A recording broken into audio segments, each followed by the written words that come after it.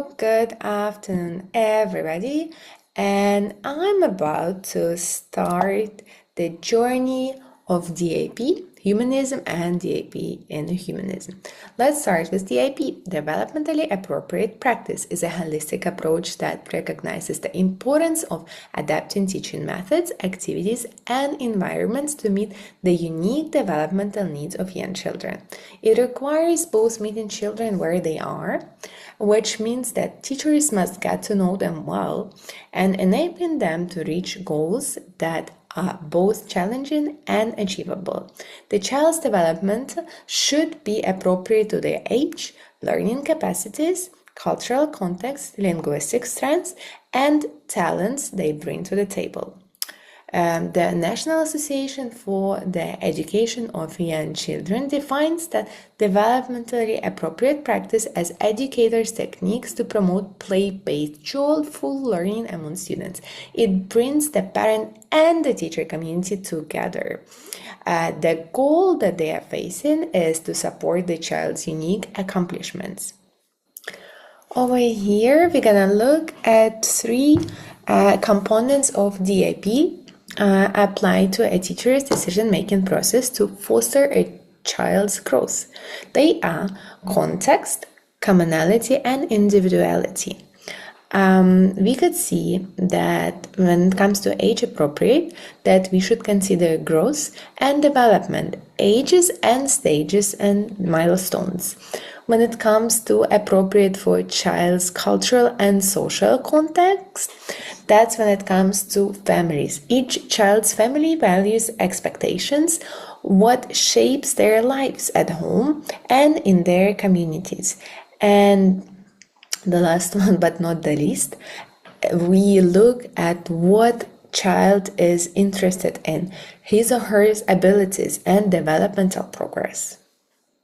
Now it's time to look at 9 principles behind the AP, and over here you would see that I divided them into those 3 core components of DAP, so you could connect that as well.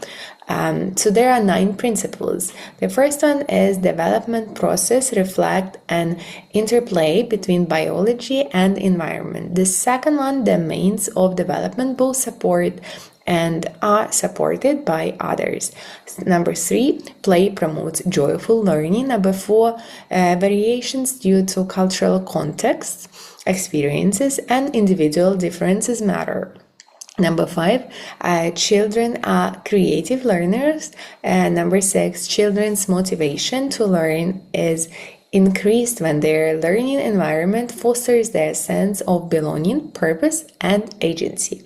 Number 7, children learn in an integrated fashion that cuts across academic disciplines or subject areas. Number 8, development and learning advance when children are challenged to achieve at a level just beyond their current mastery. And number 9, technology and interactive media can be valuable tools for supporting children's development and learning. And once again, when it comes to our core components, to content we could put number 3, number 5, 7, and 9. When it comes to commonality, that would be the first one, second one, and 8. And individuality, that would be number 4 and 6. Guidelines for developmentally appropriate practice in action. That would be something that I gonna very soon connect to humanism and humanism in action in my classroom. However, the first one, creating a caring community of learners, that's what we do. That's what I do as a teacher. We are not just a group of people who are coming to the school every day and learning something new. That's not the idea. We are a community. We are a team that is responsible, that is kind, that is respecting everybody. When it comes to daily life, that when it doesn't matter where we are we inside or outside of the classroom.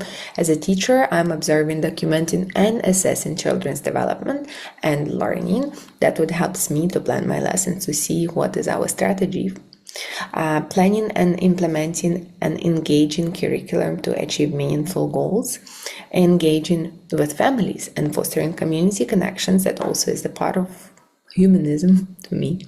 I'm teaching to enhance each child's development and learning, and demonstrating professionalism as an early childhood educator. That is something that you might have seen before, executive functioning skills development by age. And what is very important, and I think that every teacher should know what you should expect from from kids that you are teaching. You should see at their age and what they should be able to do by this age, and so you don't expect from them too much. That is actually something that I highly encourage you to share with all of your colleagues as well, because unfortunately some of the teachers, they don't know about that. We should note that leading humanistic theorists are Carl Rogers and Abraham Maslow, and we all heard about his hierarchy of needs that we're going to talk about just in a bit. However, let's first have a quick look at what is humanism about, and especially when it comes to teaching. People have a natural desire to learn and to achieve self-actualization. The learning process rather than the outcome is the most essential aspect of education. Students should control their own learning, which should be facilitated through observation and exploration. Teachers should act as encouraging role models, motivating, guiding, and supporting students on their journeys. If you somehow connected this to your teaching, then you might be using humanism in your classroom daily. Carl Rogers, once again, he is the founder of person-centered psychotherapy. However, for now, what we should remember is that he believed that education is about building student-teacher relationships rather than the lessons or curriculum structure, and I fully agree there. Because when it comes to lessons in the curriculum, that's what something the school would help us with, but the school would not help us to build the relationship between teachers and students and families as well. Roger views the teacher as a facilitator of learning rather than just a conveyor of knowledge.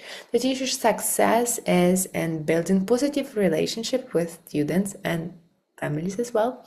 Roger proposed 3 core characteristics that a teacher should possess for facilitative learning to be successful. First of all, it's realness. The teacher should be themselves and use their personality when teaching. So it means that you have to be real, you have to be yourself. Students would notice if you are not honest with them. They would notice that, especially young kids. Second one would be praising, accepting, and trusting. A teacher should care about their students and acknowledge their feelings all the time and praising them as well, even if they couldn't finish the task, but they keep trying they're trying their best. They're striving for accuracy. That's what something that we should encourage them in the future. And the third one would be empathy, understanding students' perception of learning and their feelings once again. Maslow hierarchy of needs. Once again, we just mentioned it earlier. There are 5 tiers: and psychological, safety, love or belonging, esteem, and self-actualization. I wouldn't say that we use all of them when it comes to teaching, at least in ECE. However, the first one, if you look over here, when it comes to teaching, we should make sure that kids have food, they have water, they're hydrated all the time, that they had enough sleep, and we could see that. If they don't have any of these things, then our teaching, our purpose it's useless. They would be constantly thinking about food or water, or that they want to sleep. They would be tired. They wouldn't get this. They wouldn't enjoy it as well. Safety would be the second tier. Kids should feel safe in the school, in your classroom. If they have any concerns, they don't they don't like the environment, once again, whatever you're gonna tell them about math or science, they wouldn't care. They would be constantly they would be concerned. They wouldn't know what's going to happen. And that's another thing that I forgot to mention, is that we as a teacher should make sure that kids know what's going to happen, so they know the schedule, they know at what time they do what, when do they go to lunch, when do they have PE class. They should know the sequence of events. That's another thing that's going to help them to feel safe in the classroom and in the school. Love and belonging, that's friendship. At this young age, kids are trying their best to find friends, to build something that would support them in the future. And again, if they don't have friends, if they don't feel like they like their teacher, they would not enjoy learning, they would not enjoy coming, and once again, they might not feel safe as well. Self-esteem, confidence, that's something that we help them with. We should make sure that we are boosting their confidence daily. And we should praise them for, even if they made a mistake, we have to make sure that they know that that's how we learn, by making mistakes, and never ever say, oh my gosh, that was so bad, how could you do that?